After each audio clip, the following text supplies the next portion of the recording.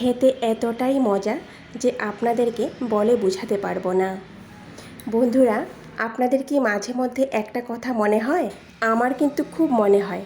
সেটা হলো, অনেক সময় ইচ্ছে করে যে আজকে সারাদিন কোনো কাজ করব না, কিন্তু কাজ না করলে কি হবে? খেতে তো হবে। তাই আজকে এমন একটা রেসিপি তৈরি করলাম যেটা 10 মিনিটে তৈরি হয়ে যায়। আর এই এক রেসিপি দিয়েই কিন্তু আপনারা এক থালা ভাত তৃপ্তি করে খেয়ে নিতে পারবেন। রাধে কৃষ্ণ বন্ধুরা, আমি টুলটুল, আর এই টুলটুলের রান্নাঘরে আপনাদের সবাইকে স্বাগত। তাহলে চলুন আমি এই রেসিপিটা কি করে রান্না করছি দেখে নেওয়া যাক। সবার প্রথম এখানে আমি 3টা বড় আকারের কাঁকরোল নিয়ে নিয়েছি। কাঁকরোলগুলিকে ভালো করে ধুয়ে এইভাবে একটু পাতলা পাতলা করে কেটে নেব। এখানে আমি কচি কাঁকরোল নিয়েছি। আপনাদের কাছে যদি কচি কাঁকরোল না থাকে তাহলে বিচি ফেলেও কিন্তু রান্নাটা করতে পারবেন। এখানে আমি 4টা কাঁচামরিচ আর 1 চামচ পরিমাণ সাদা কালো সরিষা নিয়ে নিয়েছি। যে কোনো এক ধরনের সরিষা নিলেই চলবে। এবার আমি চুলায় একটা প্যান বসিয়ে দেব। প্যানটা যখন ভালো করে গরম হবে তখন আমি এর মধ্যে 2 চামচ পরিমাণ সরিষার তেল দিয়ে দেব। তেলটা কিন্তু খুব বেশি পরিমাণে দেব না। এবার তেলটা যখন ভালো করে গরম হয়ে যাবে তখন আমি এর মধ্যে 2টো শুকনা মরিচ ফোড়ন দিয়ে দেব আর খুব সামান্য পরিমাণ কালো জিরে দিয়ে দেব।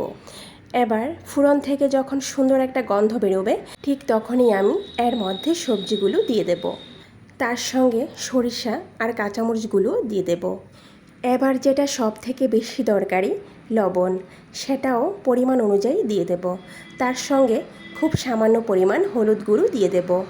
এবার ভালো করে নাড়াচাড়া করে কম আঁচে 5 মিনিটের জন্য ঢেকে রাখবো। 5 মিনিট পর ঢাকনা উঠিয়ে আবার একটু নাড়াচাড়া করে নেব। দেখুন, সবজিটা কিন্তু এখানে 50%-এর মতো সেদ্ধ হয়ে গেছে। ভালো করে নাড়াচাড়া করার পর আবারও 5 মিনিটের জন্য ঢেকে রেখে দেব। চুলার আঁচ কিন্তু বাড়ানো যাবে না, সেই কম আঁচে কিন্তু রান্নাটা করতে হবে। ফিরে আসলাম আবারও 5 মিনিট পর। দেখুন, এই 10 মিনিটে কিন্তু সবজিটা পুরোপুরিভাবে সেদ্ধ হয়ে গেছে। সবজিটাকে কিন্তু ভাজা ভাজা করব না, সেদ্ধ হয়ে গেলেই চলবে। এবার শুকনো মরিচগুলি উঠিয়ে নেব। উঠিয়ে চুলার আঁচ বন্ধ করে দেব। তারপর সবজিগুলোকে একটা প্লেটের মধ্যে নিয়ে সামান্য ঠান্ডা করে নেব। এবার একটা মিক্সি জারে নিয়ে কোনো রকম জল না দিয়ে ভালো করে পেস্ট করে নেব। বন্ধুরা, বিশ্বাস করে একবার এই রেসিপিটা তৈরি করে দেখুন। গরম ঠান্ডা সব ভাতের সঙ্গে কিন্তু এই রেসিপিটা খেতে খুব ভালো লাগে। এবার শুকনো লঙ্কা থেকে 2টো শুকনো লঙ্কা থেকে একটা শুকনো লঙ্কা আমি উঠিয়ে রেখে দেব। আর একটা শুকনো লঙ্কাকে এইভাবে হাত দিয়ে একটু চটকে নেব। চাইলে কিন্তু আপনারা 2টো শুকনো লঙ্কাকে চটকে নিতে পারেন। এবার 2 চামচ পরিমাণ সরিষার তেল দিয়ে দেব। তেল সমেত শুকনো মরিচটা বাটার মধ্যে দিয়ে দেব।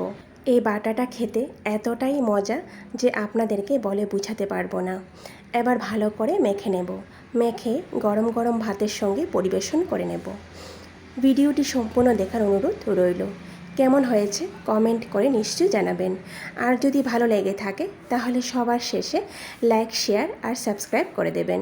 নমস্কার, আজকে এই পর্যন্তই। কথা হবে আবারও পরের